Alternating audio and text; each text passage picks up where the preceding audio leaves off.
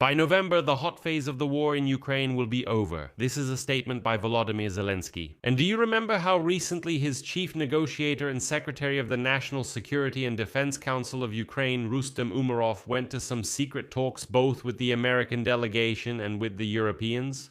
So today, behind-the-scenes details emerged about the negotiations between the US and Ukraine, which prompted Volodymyr Zelensky to make the statement that by November, the hot phase of the war in Ukraine will be over. Zelensky recently stated that since the end of last year, Russia has been losing initiative on the battlefield in Ukraine, which brings closer the possibility of ending the war. And it was against this backdrop that Zelensky made the statement that by winter, an important decision about the front line will be made. And then suddenly there was a statement from a top White House official that after the failed negotiations with Iran, Donald Trump will once again be looking for a quick victory. He likes quick military and diplomatic victories, but now he has reached a dead end on the entire international stage. Earlier, Trump himself and his Secretary of State, Marco Rubio, complained that they were tired of wasting time on endless negotiations about Ukraine. The Russians also stated that they too were tired of the constant visits of Steve Witkoff to Moscow, which lead to nothing. But now, after the failure in Iran, Trump critically needs some kind of victory before the congressional elections in November. And now experts note that Donald Trump has once again shifted his focus to Ukraine, trying at least to find a way to stop the fighting at the front so he can present it as his personal victory. And as it became known, Trump is already personally asking Xi Jinping to help him with this in exchange for concessions on Taiwan. I'm Alexei Peachy. Let's discuss this topic together. But before we start, I ask you to subscribe to this channel, like this episode, leave any comment to support this YouTube channel, and subscribe to my Telegram channel, Peachy News. The link to it is in the description of this video. So, the president of Ukraine, Volodymyr Zelensky, stated the other day that since the end of last year, Russia has been losing initiative on the battlefield in Ukraine, which brings the possibility of ending the war closer. Here is his quote. Now they have started attacking us with massive missile strikes. The main reason they are doing this is because they are losing on the battlefield. In a month, they were not able to occupy more territory than they lost during that same month.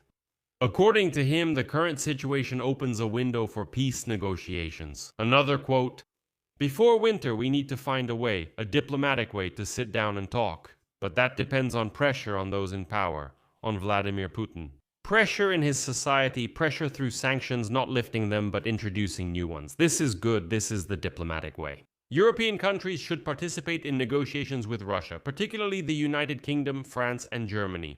However, for this to happen, Moscow needs to be ready for dialogue with Ukraine and Europe.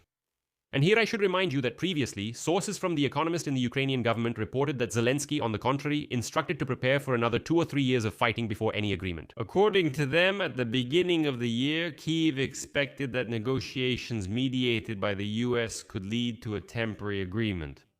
At the same time, Kyiv was ready to discuss the withdrawal of troops from Donbass on the condition of mutual withdrawal of forces. Meanwhile, the Kremlin demanded a unilateral withdrawal of the Ukrainian armed forces and refused to accept security guarantees for Ukraine that involved the deployment of troops from other countries. On May 22, the United States announced it was ending its participation in the negotiation process. But there's another side to the coin. Vladimir Putin, on the contrary, has twice stated in the past month that the fighting will soon end, explaining this by the advance of the Russian army on the front. At the same time, he noted that contacts with the Americans regarding Ukraine are ongoing, but full-fledged negotiations are not taking place. Earlier, the Defense Intelligence Agency reported that for the first time since 2023, the Ukrainian armed forces managed to liberate about 400 square kilometers of territory during their offensive. But as for Vladimir Putin's position, that's exactly how it is, and not without reason. The point is that after Ukraine's counteroffensive failed in 2023, Russia's full-scale invasion entered a predictable rhythm of summer and winter offensives, with the pressure easing in between while Russian units rotated and regrouped. At first glance this year, 2026 is not much different. The same trend, summer and winter offensives with rotations, redeployments, and so on in between. So, with the transition from spring to summer, right now, Ukrainian soldiers along the front are once again observing a steady increase in the number of Russian strikes and infiltration attempts. And here it became clear that something has indeed changed. Although drone strikes and shelling remain constant, the combat effectiveness of the Russians is decreasing, while Ukraine in 2025, on the contrary, has created more than a dozen Army Corps uniting brigades. Training has improved because recruits are now taught by the commanders who lead them in battle. At the same time, the armed forces of Ukraine improved the coordination between infantry, drones, artillery, and armored vehicles. These combined arms tactics made it possible to rotate troops, advance in Kupiansk and Huliai-Pol, while keeping losses to a minimum compared to the Russians. In addition, Ukrainian drone units and unmanned systems forces intensified medium-range strikes, destroying Russian logistics up to 150 kilometers from the front line. I had a separate episode about this, so go ahead and check it out. There, I explained how the Ukrainian armed forces have now adopted the tactic of total destruction of Russian logistics deep in the rear on the occupied territories.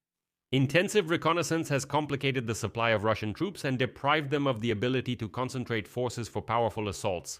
Tactical skill and new reforms allowed the Ukrainian military to overcome this decline of 2024 and 2025. And as a result, already in the first months of 2026, a clear positive inflow began to emerge of new personnel into combat units.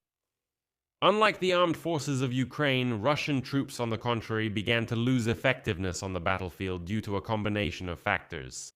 In 2024 and 2025, Russia's advantage was based on huge reserves and firepower. But the tactic of these local assaults led to the loss of about 23,000 soldiers every month throughout 2025. In 2026, this number increased to over 30,000. As a result, for the first time ever, Russia began losing more soldiers than it was able to recruit into contract service. In addition, while previously artillery and bombs compensated for the poor training of the infantry, now the situation has changed. The battlefield has turned into a shifting zone of forces about 30 kilometers wide. This is what the military calls the kill zone. The maps used by Russian planners poorly reflect this reality, which causes headquarters orders to differ from actual practice, and coordination of strikes is becoming less and less effective. And against this backdrop, all eyes once again turn to the United States of America. The New York Times writes that Donald Trump is very tired of the negotiations on Ukraine, since they did not bring him a quick victory. The Russians, in turn, also stated that they were tired of these periodic visits by Steve Witkoff and Jared Kushner to Moscow. Russia wants a stable diplomatic process with 1 million working groups and regular meetings. In addition, Moscow wants Washington to send its ambassador to them, and basically they can drag things out for months, conducting these negotiations in some kind of working groups. But here, unexpectedly, Donald Trump's deadlock in the war with Iran might help Ukraine. The thing is, as you know, Iran announced the other day that it is finally pulling out of negotiations with the Americans. But even if we assume that the US and Iran manage to agree on reopening the Strait of Hormuz, Iran will still keep the future of its nuclear and missile programs at the same level as before the war began. Iran understands very well Donald Trump's reluctance to resume large-scale military actions, and that's why it can drag out the negotiations for months or even years, just like it did with previous administrations. Iran knows how to do this, and accordingly no peace agreement is expected anytime soon. In addition, among Donald Trump's problems is also the Gaza Strip. People have mostly forgotten this. Let me remind you. The US president enthusiastically talked about a certain 20-point peace plan, which started with the disarmament of the Hamas group, the creation of international stabilization forces, and ultimately the transformation of the Gaza Strip into, as he himself put it, a brilliant territory of glass office towers and seaside resorts. However, 8 months have passed since then, and nothing has changed at all. And now more and more of Donald Trump's advisors are whispering in his ear that Russia's war against Ukraine is ready to be brought to an end. They say that the mood in Moscow has changed, the battlefield has changed because the Ukrainians have at least frozen the front line, economic problems in Russia are growing, and a certain political discontent is increasing. Inside the Kremlin, there are discussions about how to present all of this as a victory. And Trump critically needs some kind of victory by the congressional midterm elections in November. And that's exactly why Trump might try to seize on this conflict, to try to establish a ceasefire in Ukraine and show that he actually managed to stop at least one conflict. Before the elections, he can say everything is underway.